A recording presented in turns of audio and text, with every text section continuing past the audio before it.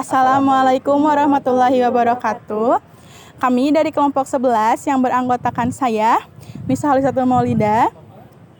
Sebelah saya yaitu Nabila Nopensa. Dan sebelah saya juga ada Bisma Ataya Aprilio.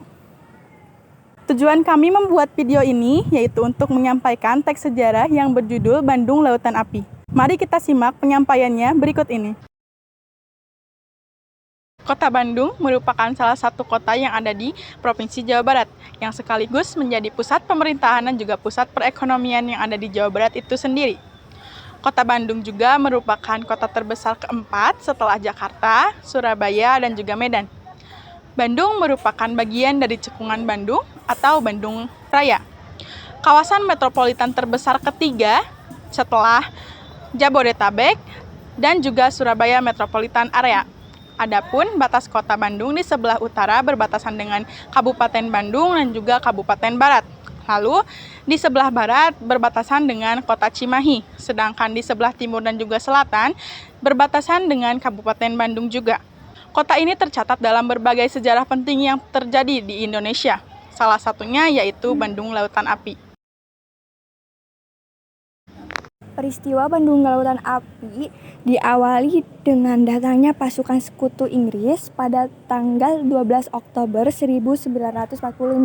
Awalnya kedatangan mereka hanya untuk membebaskan tentara sekutu dari tahanan Jepang. Namun ternyata Belanda atau Nica membonceng pasukan sekutu dan ingin menguasai Indonesia lagi. Bergejolaklah perlawanan dari prajurit dan rakyat Indonesia atas kehadiran Belanda. Malam tanggal 21 November 1945, Tentara Keamanan Rakyat dan badan-badan perjuangan melancarkan serangan terhadap kedudukan-kedudukan Inggris di bagian utara, termasuk Hotel Homan dan Hotel Preanger yang mereka gunakan sebagai markas Inggris. Sehingga pada tanggal 24 November 1945, Sekutu Kolonel McDonnell mengeluarkan ultimatum agar senjata hasil pelucutan Jepang segera diserahkan dan agar penduduk menggosongkan kota Bandung paling lambat tanggal 29 Desember 1945 dengan alasan keamanan untuk rakyat. Tanggal 5 Desember 1945, beberapa pesawat terbang Inggris membom daerah Lengkong Besar. Pada tanggal 6 Desember 1945, pecah pertempuran antara sekutu Jepang dan pejuang Bandung. Berbagai tekanan dan serangan terus dilakukan oleh pihak Inggris dan Belanda. Pada tanggal 21 Desember 1945, pihak Inggris menjatuhkan bom dan rentetan tembakan membabi buta di Cicadas. Pada 17 Maret 1946, Letnan Jenderal Montagu selaku Panglima tertinggi AFNI memberikan ultimatum kepada Perdana Menteri Sultan Syahrir untuk melakukan mobilisasi kepada seluruh pasukan bersenjata Republik Indonesia untuk meninggalkan Bandung Selatan sejauh 11 km dari pusat kota. Pasukan bersenjata Republik Indonesia juga tidak boleh melakukan tindak perusakan. Apabila ultimatum tersebut tidak dilaksanakan, maka Inggris akan memborbardir Bandung Selatan. Batas ultimatum kedua ini sampai pada 24 Maret 1946 pukul 12 malam. Jenderal Nasution dan Jenderal Sudirman menolak ultimatum itu, namun Sultan Syahrir ingin mematuhinya. Alasannya karena Indonesia belum punya senjata yang mumpuni untuk melakukan perlawanan kepada sekutu. Dan Sultan Syahrir juga tidak ingin ada pertumpahan darah yang lebih banyak lagi. Akhirnya, Jenderal Nasution melakukan musyawarah dengan perwira-perwira tentara Indonesia, Badan Pejuang, dan aparat Kota Bandung untuk menanggapi ultimatum tersebut. Hari itu juga pada 23 Maret 1946 pukul 10 siang, hasil dari musyawarah Majelis Persatuan Perjuangan Priangan MP3 di bawah pimpinan Jenderal Nasution memutuskan untuk membumi hanguskan Kota Bandung. Rakyat mulai diungsikan. Sebagian besar bergerak dari selatan rel kereta api ke arah selatan sejauh 11 km. Gelombang pengungsian semakin membesar setelah matahari tenggelam. Tentara Republik Indonesia merencanakan pembakaran total pada tanggal 24 Maret 1946 pukul 12 malam. Namun rencana ini tidak berjalan mulus. Karena pada pukul 8 malam tanggal 23 Maret 1946, dinamit pertama telah meledak di gedung Indis Restoran. Para sekutu pun melakukan penyerangan terhadap Indonesia.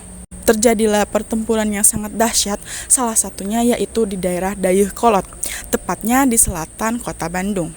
Di sana terdapat gudang amunisi terbesar sekutu yang berisikan senjata. Muhammad Toha dan juga Ramdan bertugas untuk meledakkan markas senjata sekutu tersebut di tengah pertempuran. Mereka pun menyelinap dan berhasil masuk ke dalam gudang. Seketika gudang itu habis terbakar dan pejuang pun gugur di balik dahsyatnya gedung itu. Lantasan tidak sesuai dengan rencana, tepat jam 9 malam, pasukan Tentara Republik Indonesia meledakkan gedung-gedung dan rumah-rumah warga di Kota Bandung Selatan. Beberapa jam kemudian, kurang lebih pukul 12 malam, Bandung Selatan telah kosong dari penduduk dan tentara Republik Indonesia. Seluruh kota Bandung dipenuhi dengan api yang berkobar di mana-mana. Oleh karena itu, peristiwa ini dinamakan atau disebut dengan Bandung Lautan Api. Beberapa tahun kemudian, lagu Halo Halo Bandung secara resmi ditulis menjadi kenangan akan emosi yang para pejuang kemerdekaan Republik Indonesia alami saat itu. Menunggu untuk kembali ke kota tercinta mereka yang telah menjadi lautan api. Selain itu, dibangun monumen setinggi 45 meter untuk memperingati peristiwa Bandung Lautan Api. Istilah Bandung Lautan Api menjadi istilah yang terkenal setelah peristiwa pembumi hangusan tersebut. Jenderal A.H. Nasution adalah Jenderal Tri yang dalam pertemuan di Regensweg, Jalan Dewi Sartika, setelah kembali dari pertemuan dengan Sultan Syahrir di Jakarta, memutuskan strategi yang akan dilakukan terhadap kota Bandung setelah menerima ultimatum Inggris tersebut.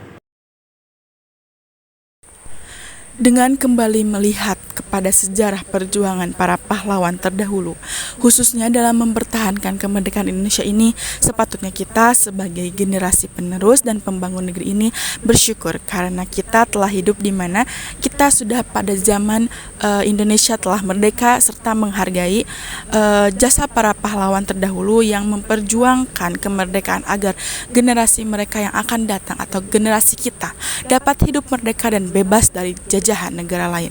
Sebagai generasi penerus Indonesia, kita sudah sepatutnya memiliki rasa cinta tanah air dan juga mau membela tanah air kita Indonesia ini. Melihat bahasan di atas tentang peristiwa Bandung Lautan Api, kita dapat mencontoh Muhammad Toha dalam perjuangannya meledakkan gudang besar mesin atau amunisi milik sekutu agar tidak dapat dimanfaatkan lagi oleh sekutu maupun Nica. Meskipun ia harus turut gugur dalam ledakan tersebut. Tidak hanya sikap dari Muhammad Toha saja yang dapat kita petik, melainkan dari nilai-nilai dari pahlawan yang lainnya. Kami harap dengan mengingat seberapa besar dan seberapa berat perjuangan para pahlawan kemerdekaan Indonesia dapat meningkatkan rasa cinta tanah air para pemuda Indonesia saat ini yang dapat mereka terapkan dalam kehidupan sehari-hari. Sebagai salah satu contohnya yaitu mengikuti upacara bendera dengan penuh hikmat untuk menghormati jasa para pahlawan yang telah memperjuangkan kemerdekaan Republik Indonesia ini. Baik, sekian dari kelompok 11. Terima kasih telah menyimak apa yang telah kami sampaikan mengenai teks sejarah yang berjudul Bandung Lautan Api ini. Mohon maaf bila ada salah kata dan perbuatan. Terima kasih kembali atas perhatiannya. Wassalamualaikum warahmatullahi wabarakatuh.